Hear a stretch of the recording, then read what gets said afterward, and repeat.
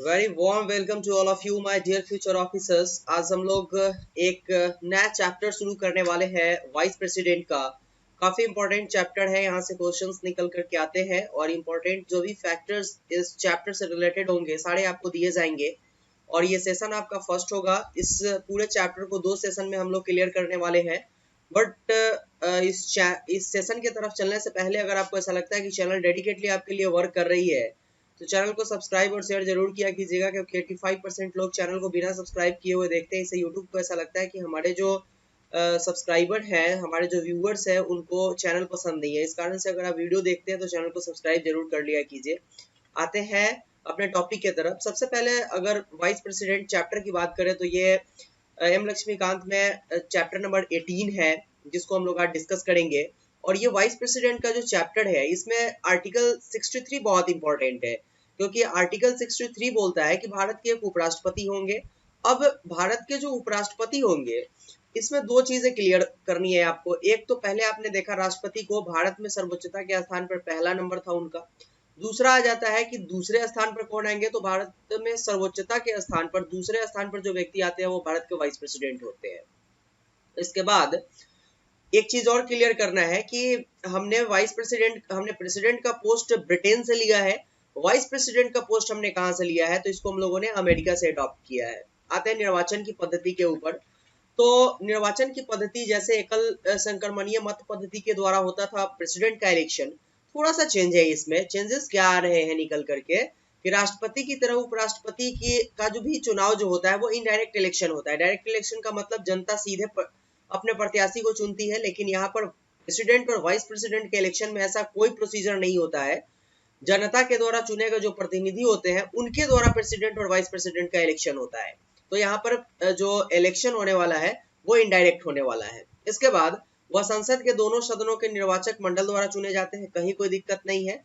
अब यहाँ एक थोड़ा सा टर्म चेंज किया हो जाता है कि हमने देखा था कि प्रेसिडेंट का जो इलेक्शन होता था उसमें विधान परिषद जो होते थे, विधानसभा के जो सदस्य होते थे वो क्या करते थे कि वोट किया करते थे और उसमें से केवल निर्वाचित सदस्य वोट करते थे। सेम चीज यहाँ निकल करके आया कि इसमें संसद के निर्वाचित और मनोनीत दोनों सदस्य वोट करते हैं। मतलब कि लोकसभा और राज्यसभा के जो निर्वाचित होंगे 12 और 2 की बात आता है, 2 और 12 की बात, ये दोनों इसमें वोट करेंगे।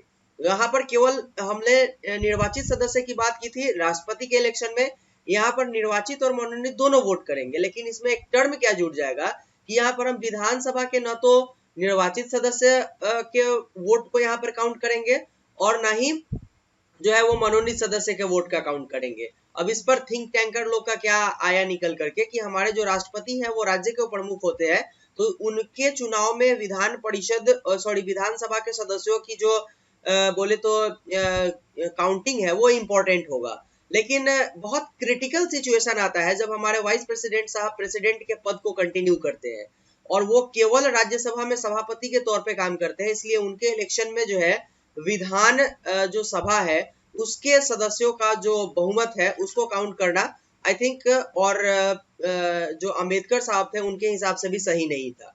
तो ये थोड़ा सा चेंजेस निकल करके आता है। बाकी अगर आप इलेक्शन प्रोसेस की बात करेंगे तो ये भी एकल संक्रमणीय मत पद्धति के द्वारा ही किया जाता है, जो गुप्त मतदान होता है। ठीक है, और इसमें भी वरीयता क्रम दिया जाता है, 1 2 3 4 5 करके दिया जाता है, जिसमें 1 2 3 करके, जिसमें पहले दूसरे और तीसरे स्थान पर अपने सदस्य जो है वो प्रेफरेंस देते हैं वाइस प्रेसिडेंट को। ठीक है, वाइस प्रेसिडेंट में मेंबर को।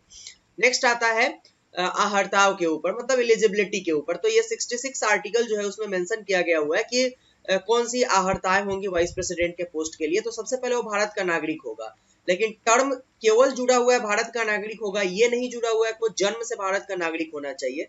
तो फिर जो आदमी भारत की नागरिकता को अडॉप्ट किया है वो भी वाइस प्रेसिडेंट के पोस्ट पे आ सकता है, अगर वो सारे प्रोसीजर को कंटिन्यू करता है तो। बाकी 35 इयर्स की आयु को अगर पूरा करता है तो वो उसके लिए एलिजिबल है। साथ में राज्यसभा का सदस्य होने के लिए अगर वो एलिजिबल होगा तभी वो वाइस प्रेसिडेंट के पोस्ट को कंटिन्यू कर सकता है। इसके साथ वो किसी भी सरकारी पद को कंटिन्यू नहीं करेगा। अब इस कंडीशन में सरकारी पोस्ट प्रेसिडेंट वाले चैप्टर में भी आपको क्लियर करवा दिया गया हुआ था कि सरकारी पोस्ट किसको माना जाएगा और किसको नहीं माना जाएगा। जैसे एक आईएएस का पोस्ट जो होगा वो सरकारी पोस्ट माना जाएगा, लेकिन राज्यपाल का पद जो होगा या फिर संघ में कोई भी पद जो होगा उसको हम किसी भी तरीके से, मंत्री का कोई भी पद होगा उसको लाभ के पद पे नहीं मानेंगे।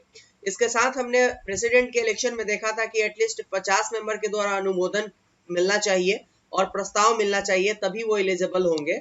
यहाँ पर थोड़ा सा चेंजेस आया, यहाँ पर 20 जो है वाइस प्रेसिडेंट में 20 सदस्यों का प्रस्ताव और 20 सदस्यों का अनुमोदन प्राप्त होना चाहिए, तभी आप इस पोस्ट के लिए एलिजिबल होगे। साथ में आपको 15,000 रुपए की जमानत राशि जमा करनी है।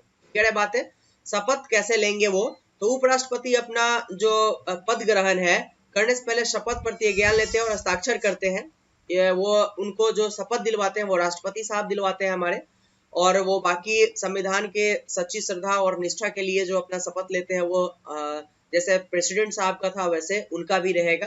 तो ये चीजें थोड़ा सा क्लियर है इसमें। इसके बाद आता है उपराष्ट्रपति के पद के शर्तों के ऊपर।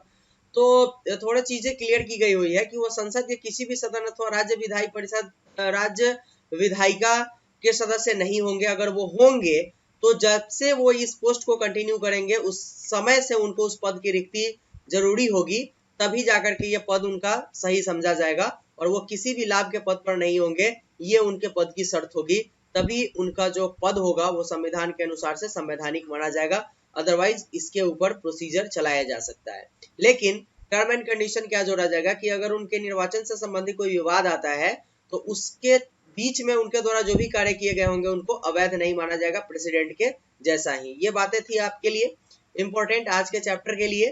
तो अगर लगा कि ये सारी चीज इंपॉर्टेंट थी तो चैनल को सब्सक्राइब और शेयर कीजिए। और नेक्स्ट वीडियो जो आपका आएगा वो सेशन 2 होगा, वाइस प्रेसिडेंट का ही इंपॉर्टेंट सेशन होगा।